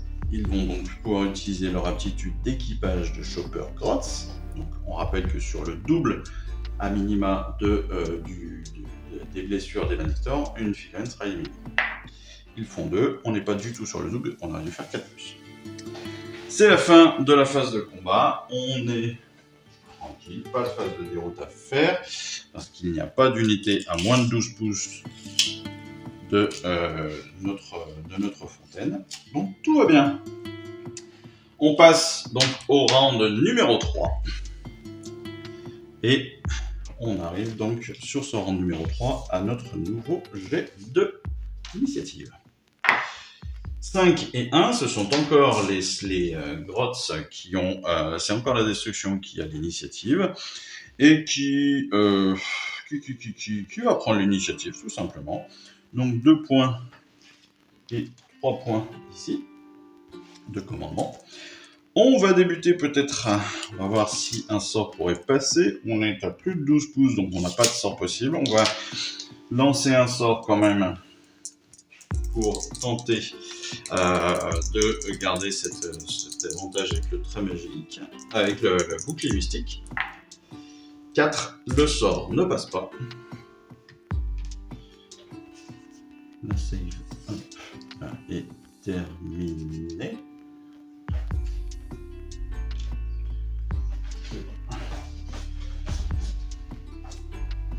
La phase héroïque, c'est jusqu'à la fin du tour, parce que je me trompe pas. Volonté héroïque, dissipation, ça c'est bon.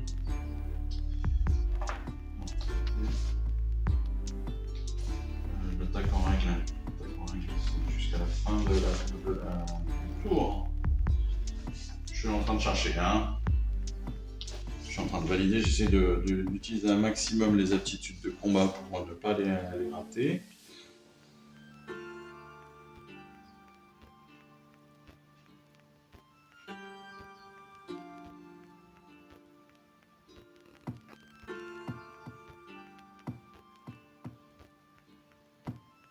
Oui, c'est ça. Le point de commandement est terminé. Donc, on est maintenant sur la phase de tir. Non, d'abord, avant tout cela, on va utiliser un point de commandement pour essayer de faire revenir encore des égorgeurs. Donc on en a 2, 4, 6, 7 qui sont encore sur le côté. On va prendre 7 dés sur des 6. On les fait revenir. Aucun 6, donc il n'y en a pas un qui est rallié. On passe maintenant à la phase de tir, à la phase de mouvement d'abord. Phase de mouvement, eh bien...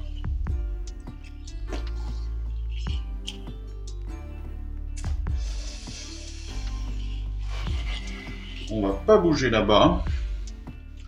Ici, on va se décaler un petit peu. Pourquoi? Eh bien, tout simplement pour s'offrir de la liberté. Tout bêtement. Parce qu'on a de l'espace.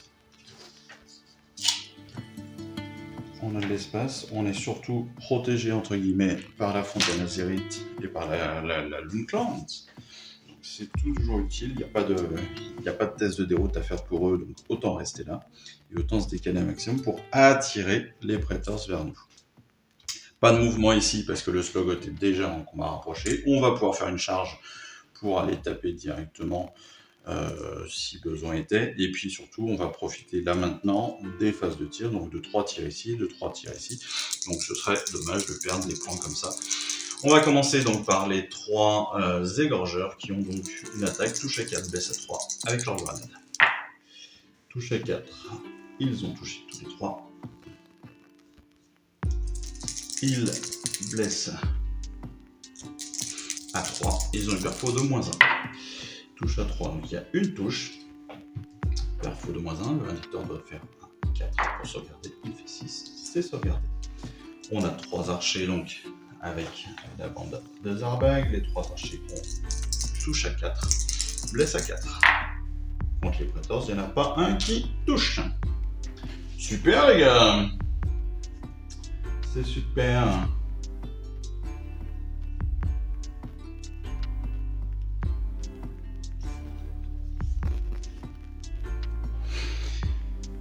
On est maintenant sur une phase de charge. Phase de charge, eh bien les éventreurs vont tenter de charger. Ils font 7.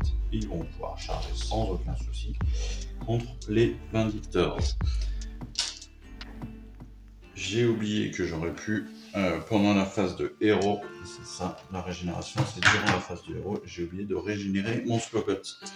Ça n'est pas grave, on va faire une attaque de 21 dés avec les éventreurs de 4, 6, 8, 9, 11, 15, 17, 19, 21. Donc, il touche à 4, blesse à 4 et sur 6, blessure mortelle. Voilà. 1, 2, 3 blessures mortelles. Hop, tac, tac. Ça, c'est pas bon, c'est pas bon, c'est pas bon. Ça, c'est pas bon. 3 blessures mortelles. Et 2, 4, 6 touches. Il blesse à 4. 2, 3, 4, 5. 5 blessures. Sauvegarde à 3+. On a 3 blessures supplémentaires qui passent. Ce qui veut dire 6 blessures au total. 6 blessures au total. On a 3 figurines qui sortent du jeu. Et notre dernier qui reste avec une blessure. C'est à son tour. C'est le champion. Donc il a 3 attaques. Il touche à 3, blesse à 3. Parfois de moins 1. Contre le Slowcut. Faire. Je ne suis pas trompé. Donc il fait une blessure mortelle. Donc il enlève un point contre le Slowcut. Il ne peut pas faire beaucoup mieux. C'est maintenant au Slowcut d'attaquer. Touche à 4, blesse à 4. Il fait une touche. Blesse à 4, il fait une blessure. Sauvegarde à 3+. On a un 5, c'est sauvegardé. Deuxième attaque, touche à 3, blesse à 3, parfois de moins 1. Donc 2 touches. Blesse à 3. 2 blessures. Parfois de moins 1, il faut faire des 4 pour le Vindictor. Il fait 2, 5, c'est sauvegardé. Et puis on a l'équipage Chopper de Grotz sur un 4+. La figurine est sortie du jeu. On a un 2. Elle n'est pas sortie du jeu. C'est la fin de la phase de combat.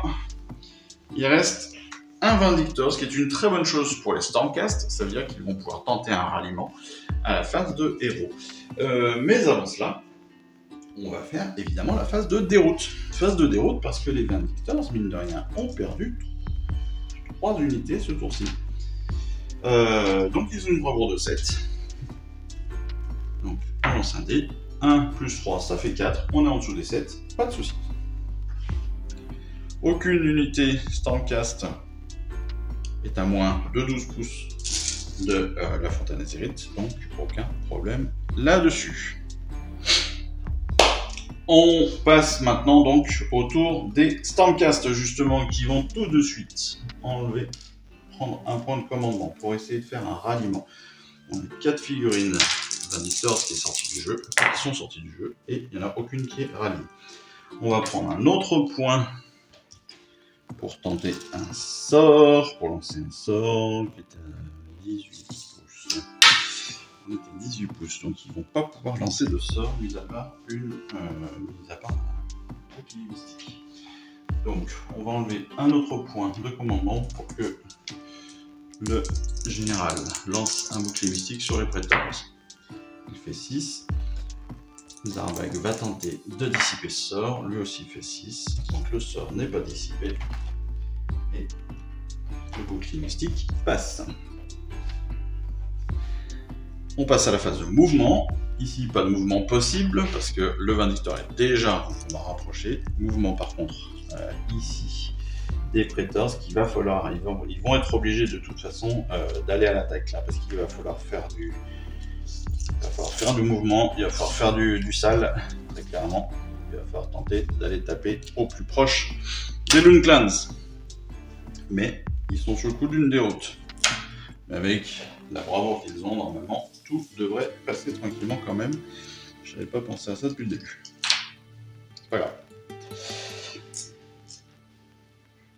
Ok.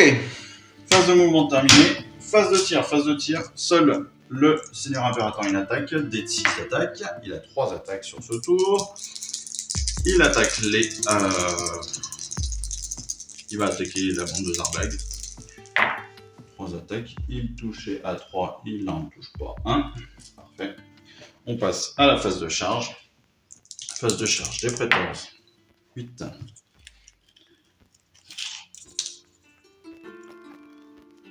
On va tout juste, mais ça passe. Phase de charge. Le seigneur impérator. 8, il ne pourra pas, il sera trop loin. Donc, on commence par les Praetors. Oui, par les Praetors, parce que de toute façon, il y a peu de chances qu'il fasse quoi que ce soit. 3, 6, 8 pour le Slogot. Ouais, autant pas s'embêter. Les Praetors, ça me paraît être une meilleure idée. Ils ont 3 attaques chacun, ils sont 3. Donc ils ont 9 attaques. Plus une, parce qu'ils ont le champion. Ils ont un champion avec eux. Ils ont 3 attaques, touche à 3, blesse à 3. Touche à 3, touche à 3, touche à 3. Voilà, ça fait donc 2, 4, 6, 7 touches. Blesse à 3. Ils ont 3 blessures. Ils ont une perfo de -1. Là, les crevards, eux, ont une sauvegarde à 6+, donc pas de sauvegarde possible, 3 blessures. Ils prennent 3 blessures. Hop, on a 2 figurines qui sont éliminées du jeu.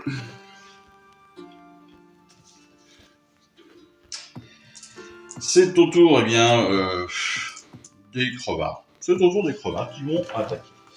Alors, on n'a plus de squig.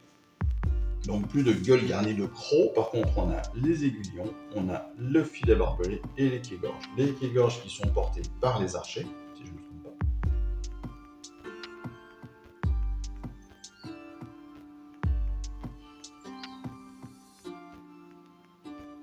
C'est ça. Donc on a 3 quais-gorges. On va commencer. Alors déjà, on va commencer par l'aiguillon. 2 attaques, touche à 3, blesse à 3. 2 touches, blesse à 3, une blessure. J'ai pris le mauvais dé, c'est pas grave.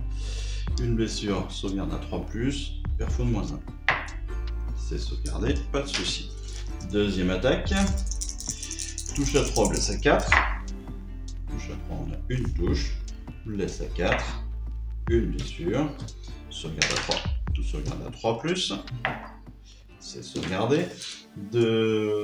Ensuite, les quais-gorges, ils sont 3. Donc on a 6 attaques d'un coup.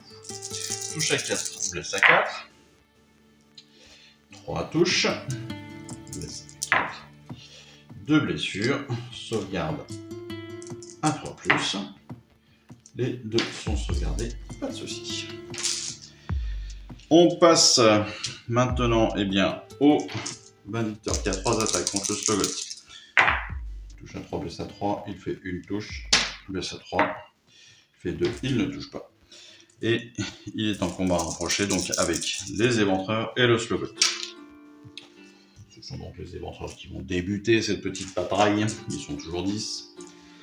C'est-à-dire toujours 21 dés. 2, 4, 6, 8, 10, 12, 14, 16, 18, 20, 21. Il touche à 4, blesse à 4. Arme crottée de venin. Il y a 2, 4, 5, 6, 7, 6. Ce qui veut dire qu'il est éliminé du jeu, on ne va pas aller plus loin, ça ne sert à rien. Hop. Fin de la phase de combat des Stormcast. Une petite phase de déroute à faire, parce que les Praetors sont à moins de 12 pouces de la fontaine Azerite. Ils ont une bravoure de 8. Donc je rappelle que la lune rouge, il faut faire un jet de déroute, mais on va rajouter 2 au jet de déroute, en plus du nombre de pertes subies par l'unité. Ce qui veut dire que là, dans ce cas-là, il y a un Praetor qui est déjà sorti du jeu, donc on va rajouter 3 au jet de déroute, l'idée étant d'être en dessous de 8. 3 plus 3, on est bien en dessous des 8, pas de souci. Sauvegarde des Praetors est bonne. On passe maintenant au tour des...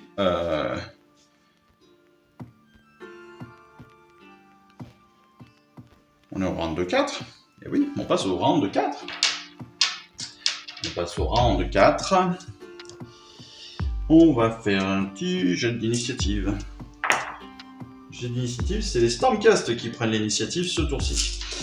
Ça tombe bien, parce qu'ils ne sont plus très nombreux. Et ils vont prendre l'initiative, bien évidemment. Ils ont donc 2 points d'initiative et 2 points de commandement et 3 de l'autre côté. Ici, pas de mouvement possible, rien à faire. Ils sont déjà en combat rapproché. Le seigneur impérateur en face de héros va pouvoir lancer un sort. Potentiellement, il est à 12 pouces, donc il va lancer un sort. Il va tenter de lancer un sort contre un point d'initiative, contre un point de commandement. Il va lancer un sort de très magique pour tenter de faire des 3 blessures mortelles contre les crevards de Zarbag. Il fait 6, le sort passe, mais est-ce que Zarbag va pouvoir contrer ce 6 ? Il fait 7, le sort est dissipé. On va utiliser un deuxième point de commandement pour les Stormcast pour donner une attaque, un point supplémentaire à la touche avec le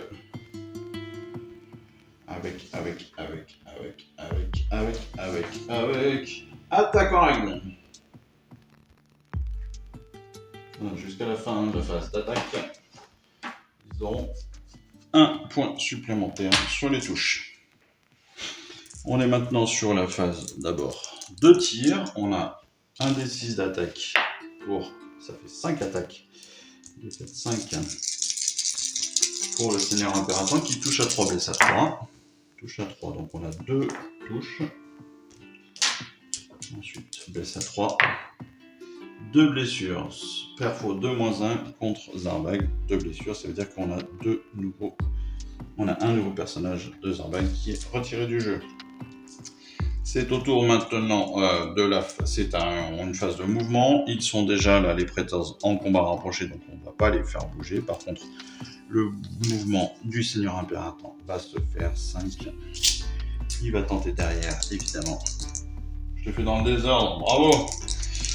Je fais les phases de tir avant la phase de mouvement, c'est pas grave. Phase de charge, 6. Il va pouvoir se rapprocher, il va venir ici. Il est lui aussi en combat rapproché contre les crevards de Zarbag. Et c'est même lui qui va commencer à taper. Il commence avec... Non, c'est pas lui qui va commencer à taper, parce qu'après tout... on a 10 attaques. 10 attaques pour les Praetors qui touchent à 3, blesse à 3, perfo de -1. Hop, toc. Sur 10, on a 9 touches. Blesse à 3. On a 8 blessures, 2, 4, 6, 7 blessures. Perfo 2-1, pas de sauvegarde possible pour Zarbag et ses potes. Donc on a 3 figurines qui sont retirées du jeu et un qui a une blessure. C'est justement au petit archer de tenter de faire quelque chose.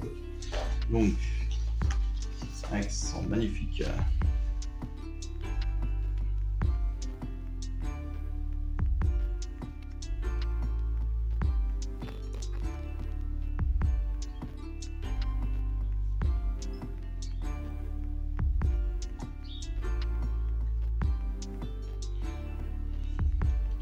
Avec son pied-gorge, lui, il a 2 attaques. Il touche à 4, blesse à 4.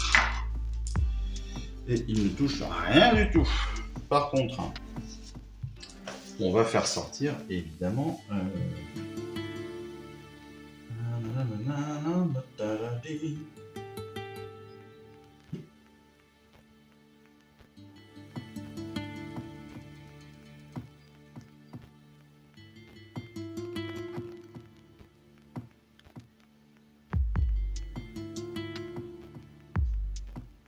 Ah, ok.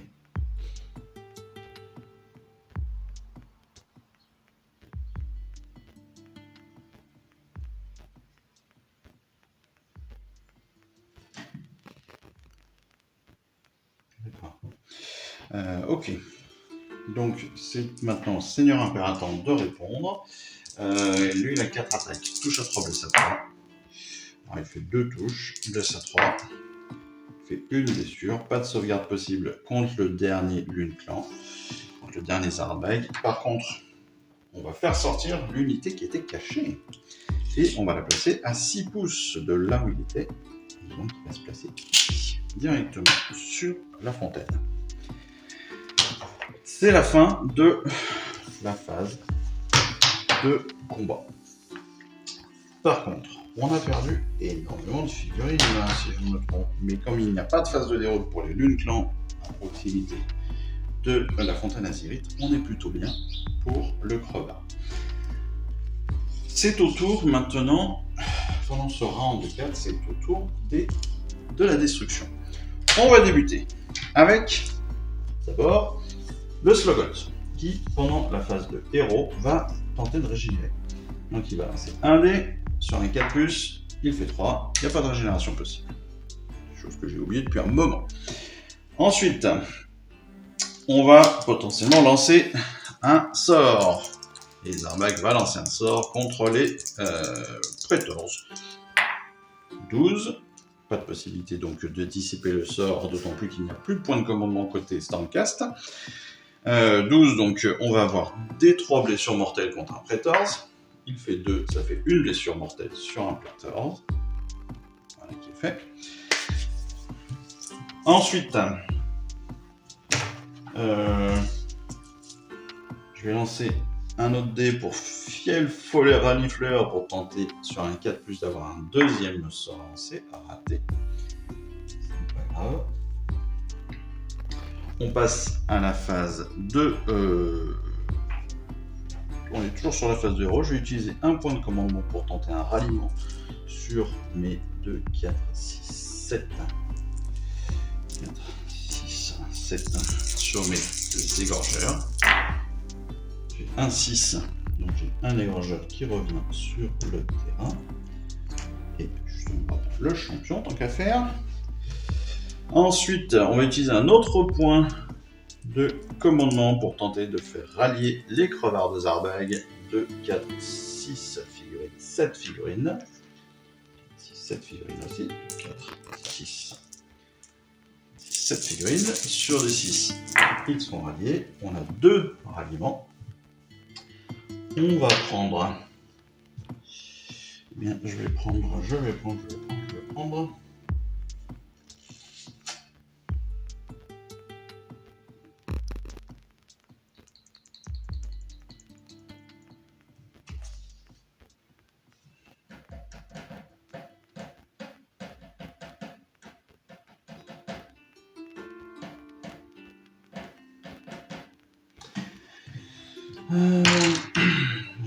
le rétiaire.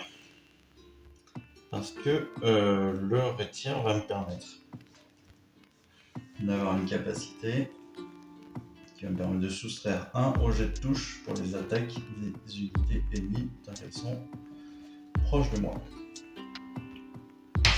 Et puis je vais prendre aussi l'aiguillon à squig.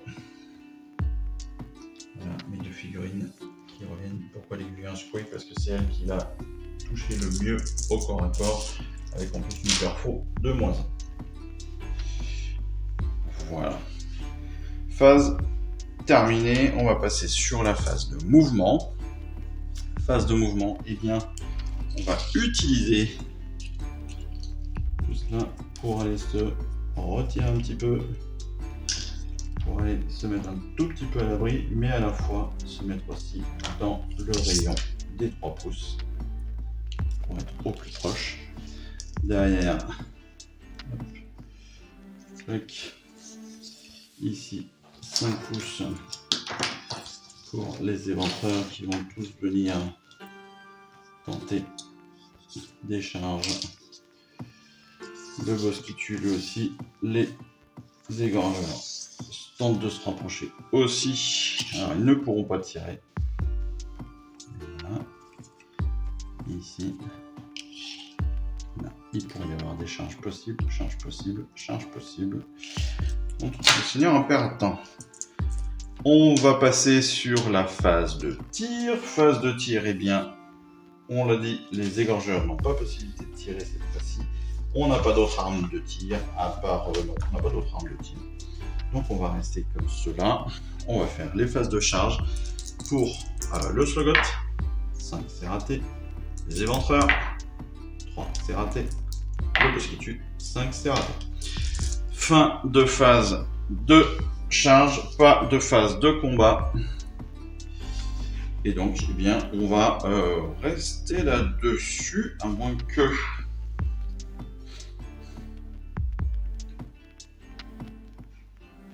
On va rester là-dessus. On va rester là-dessus. Par contre, on va avoir une déroute à faire pour les éventreurs qui sont à moins de 12 pouces du centre. Les éventreurs qui ont une droit à 5+. Sinon, il devra avoir 5. 5 plus 2, pas d'unité sortie. Donc, on est bon. Le test de déroute passe bien. On aurait pu aussi utiliser l'aptitude de présence exacte. On n'en a même pas eu. De toute façon, j'y avais pas pensé. On passe sur le tour numéro 5.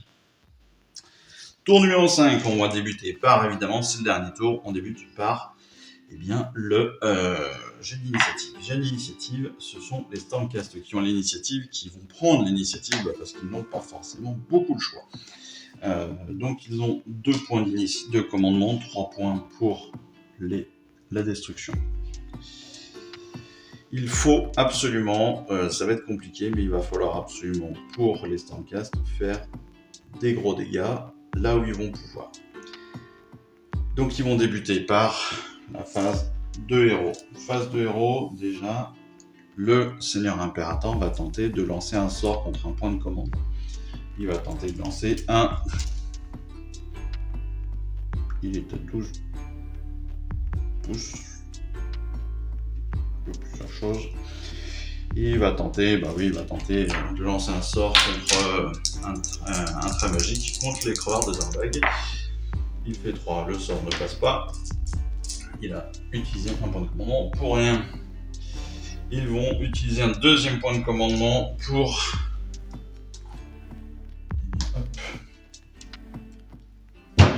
donner une aptitude supplémentaire qui sera donc attaque en règle 1. L'idée, c'est d'avoir un point de moins pour la touche. C'est ça, c'est que pour la touche. Je vais toujours faire, c'est que pour la touche. Ça, je touche. Phase de mouvement. Bien évidemment, on va se rapprocher de la fontaine azérite, c'est le but du jeu. Il va falloir y aller. Il va falloir taper. Hop. Phase de charge maintenant. Phase de tir d'abord. Phase de tir, on a un D6 d'attaque pour le Seigneur Impérator qui va faire 5 attaques. 2, 4, 5. 5 attaques. Contre qui? Là c'est compliqué. Parce qu'ils n'ont pas touché grand chose avant en fait. Ils se sont bien fait défoncer et ils sont pas très nombreux.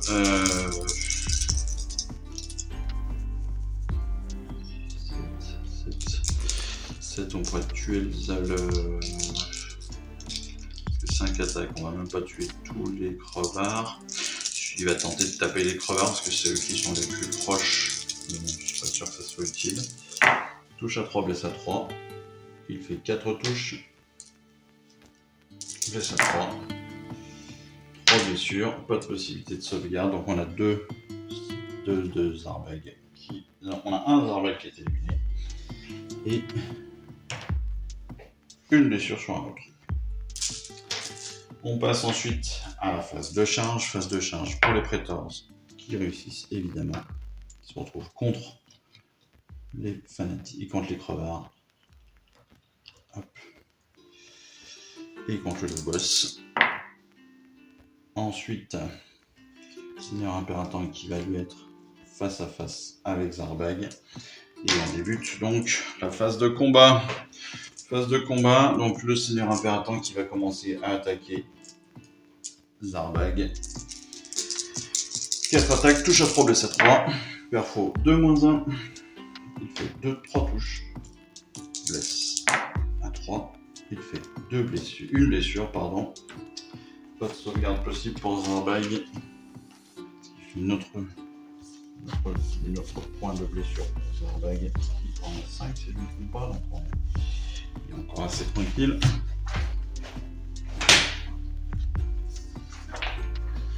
Ensuite, son Griffdog, lui il a 4 attaques, touche à 3, blesse à 4. Il fait une touche, terrible, blesse à 4. Il fait une blessure, pas de sauvegarde, sauvegarde à 6 pour Zarbag. Il fait pas de sauvegarde. Blessure supplémentaire pour Zarbag. Les Praetors, c'est pas à eux de commencer. On a le retière. Le retière, tant qu'il est là, il va avoir un intérêt, c'est que avec son filet barbelé, il soustrait 1 au jet de touche. Donc soustrait 1 au jet de touche des Praetors qui avait 1 de plus, donc il se retrouve avec un caractéristique de bataille normale. Par contre, on va avoir le fanatique qui va pouvoir attaquer. Il est à D6 d'attaque. C'est un premier dé, il a 3 attaques, touche à 4, blesse à 3. Touche à 4, il touche 3 fois, blesse à 3 avec perfo de -2. À 3, il fait 3 blessures. Perfo de -2, ça veut dire qu'il va falloir faire des 5 pour protéger ces 3 blessures. Il y a une blessure qui passe et cette blessure apporte des 3 dégâts. 3, on a donc 2 dégâts, on a un Praetors qui est retiré du jeu. Il y avait déjà un point de blessure. On est donc autour des Praetors justement. Donc les Praetors, ils ont 3 attaques chacun. J'avais déjà retiré le champion sur les Praetors. Je sais pas le champion. Si, le champion est là. Donc il y a 7 attaques. 7 attaques qui touchent à 3 blesses à 3 perfos de -1 contre les 2 crevards. Touche à 3. Voilà. 4 touches. Blesse à 3. 4 blessures. Perfo de -1. Pas de sauvegarde possible pour les crevards. Et donc, j'ai pas fait l'attaque, je suis débile. Et je viens pas d'enlever les. Oh là là. J'ai pas enlevé le point à la touche. J'ai pas attaqué non plus avec le filet barbelé. Tout va bien. C'est pas grave. C'est pas grave, c'est pas grave, c'est pas grave. C'est la fin du tour. Le Louvre Boss qui est à proximité peut taper aussi. Mais bon, on va pas le faire. C'est pas grave. Hein. On va commencer le dernier tour de nos crevards, de nos Louvre Boss, de notre destruction. On va débuter avec un premier point pour tenter de rallier des égorgeurs. Allez, 2, 4, 6. Sur des 6, on rallie. 2 ralliements de plus. Hop, ça c'est fait. Ensuite, le Slogot sur un 4+, pourra tenter des 3. Il fait 1, il ne pourra pas se réparer. Voilà, vous avez compris ce que je veux dire. On passe donc à la phase de mouvement. Phase de mouvement. Eh bien, hop là. Phase de mouvement, on va faire 5 pour ce qui est ici. 6, hop, voilà. Le Slogot est en position. 5 pour...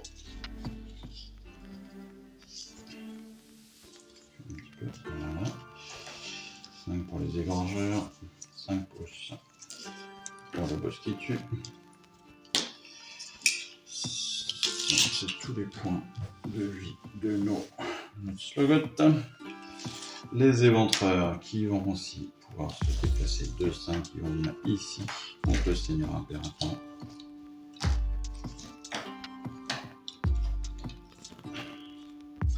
Et on a notre louche boss qui est en contact avec donc, les 2 Praetors qui ont un point de vie en moins.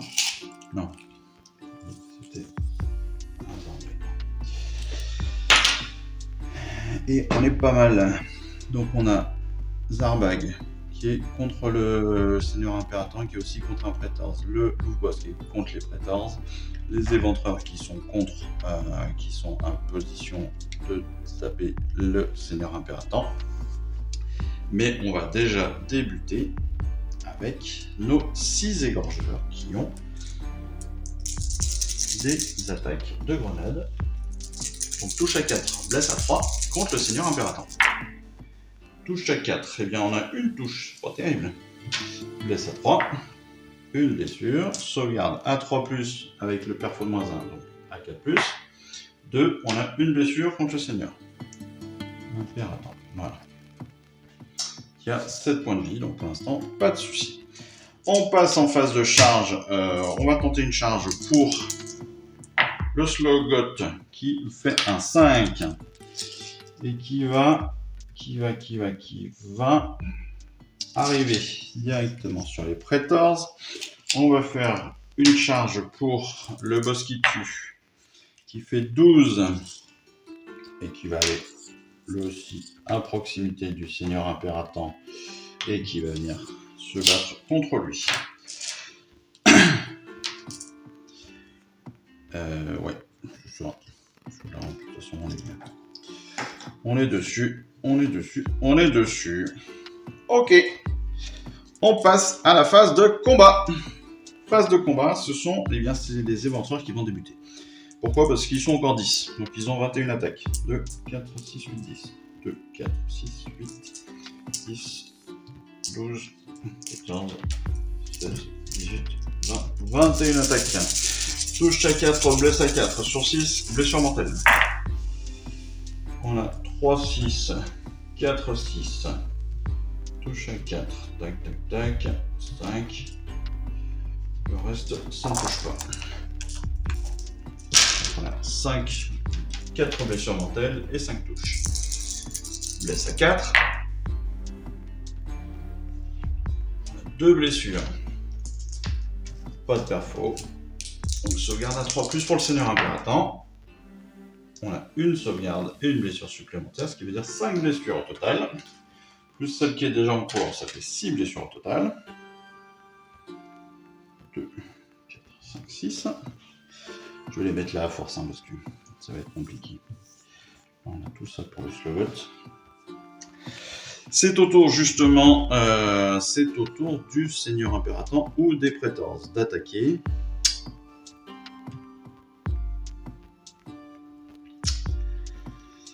Je dirais que c'est le Seigneur Impérator, parce qu'il est pas loin de la mort, il est à 6 points de vie, alors qu'il n'en a que 7, donc il va taper tout de suite. Il a 2 attaques, lui et son Dog, 3 et 3, perfo de -1, 3 touches, 3 blesses, perfo de -1, touche à 3, donc 3 touches, touche à 3, blesse à 3, 3 blessures, contre le boss qui tue, tant qu'à faire. Boss qui tue, qui a une sauvegarde à 3+, qui sauvegarde les 3. Ensuite, on a 4 blessures, 4 attaques pour le Dog. Touche à 3, blesse à 4. Blesse à 4. Il fait une blessure contre le boss qui tue, qui est sauvegardé en plus. C'est au tour maintenant. C'est le Slogot qui va attaquer. Parce que le boss qui tue n'a pas d'urgence. Le Slogot, lui. Le Slogot ou le Louvre Boss. Non, c'est le Louvre Boss qui va attaquer contre les Praetors. 2, 4, 5. 5 attaques. Touche à 3, blesse à 3, perfo de -1. Touche à 3, il fait 4 touches. Blesse à 3. 3 blessures. Perfo de -1, ça veut dire qu'il va falloir faire 4+ pour les Praetors pour sauvegarder. Ils font 4+, pas de soucis. C'est aux Praetors. Maintenant, donc, cette attaque. Touche à 3, blesse à 3, perfo de -1 contre le Slogot. Touche à 3, hop. J'ai dû rater des trucs, 5. Blesse à 3. On a 2 blessures. Pas de sauvegarde possible pour le slogot, je crois. Si. Le slogot, il a une sauvegarde de 4, donc ça fait du 5 plus. Il fait 2-5, donc il sauvegarde en plus les deux. Parfait. C'est le slogot déjà. Non, c'était le. J'ai fait attaquer le loup boss. J'ai encore Zarbag qui peut attaquer. J'ai encore le slogot et le boss qui tue. Donc c'est le boss qui tue qui va taper en premier. Bravo.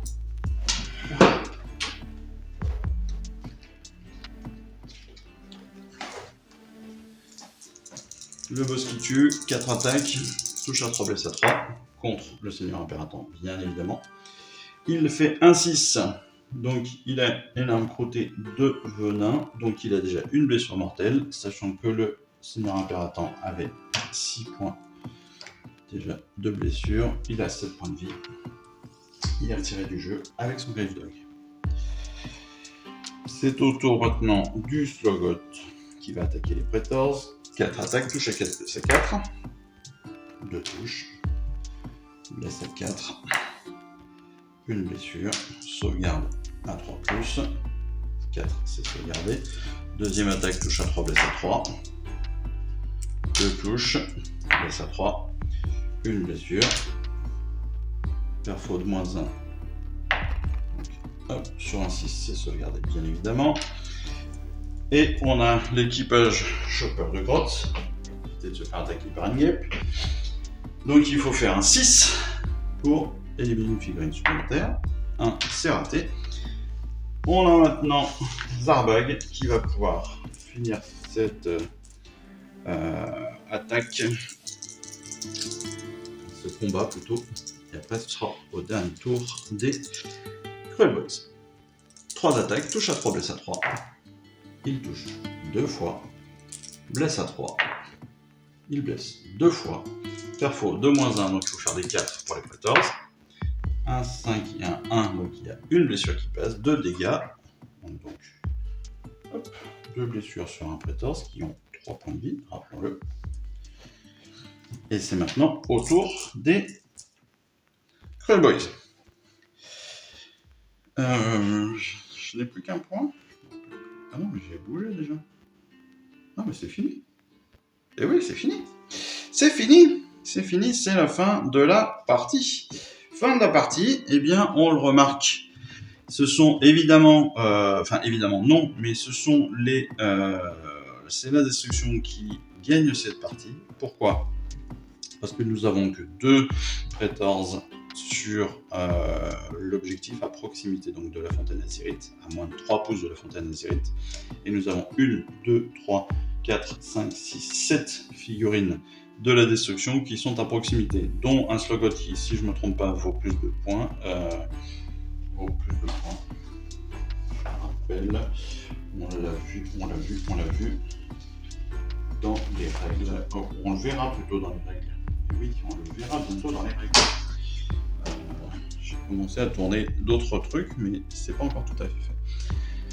Donc voilà, partie passionnante, partie intéressante. On a pu régler le problème du ralliement, ça c'est une bonne chose, je ne vais plus pouvoir me tromper là-dessus. Normalement, j'ai essayé d'utiliser un maximum d'aptitude de commandement, même si, encore une fois, j'ai dû en oublier, j'ai dû rater encore quelques trucs. Mais c'est pareil, c'est toujours difficile de jouer les deux camps, de jouer tactiquement sur les deux camps. Donc j'essaie de faire au mieux. J'espère qu'en tout cas cette partie vous aura plu. Moi, elle m'a bien intéressé. J'ai bien aimé la faire. Je suis très content. Cette partie donc du fascicule numéro 28, si je ne me trompe pas. Donc on est en train de pas mal de rattraper le retard.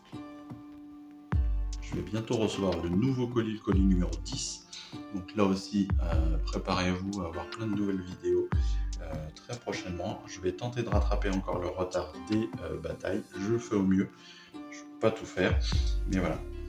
J'espère en tout cas que tout ça vous aura plu et que cette partie vous aura bien passionné comme moi. Voilà, je vous invite à continuer à me suivre, continuer à vous abonner, continuer à écouter toutes ces parties fantastiques et à ne pas me critiquer. Continuer à m'encourager, ça me fait vraiment du bien, vraiment plaisir et c'est toujours super sympa. Si vous avez des réponses à mes questions, n'hésitez pas en commentaire à me les mettre, ça aussi c'est toujours bien. Et puis Et puis, si vous avez des trucs pas sympas à me dire, et gardez-le pour vous, comme d'habitude. Et puis, désabonnez-vous, c'est pas grave, je vous en veux pas. Moi, je vous aime, ça me gêne pas. Allez, en attendant, écoutez, je vous dis à très très vite. Je vous souhaite une excellente fin de semaine. Et puis, je vous embrasse. Allez, ciao, bye bye.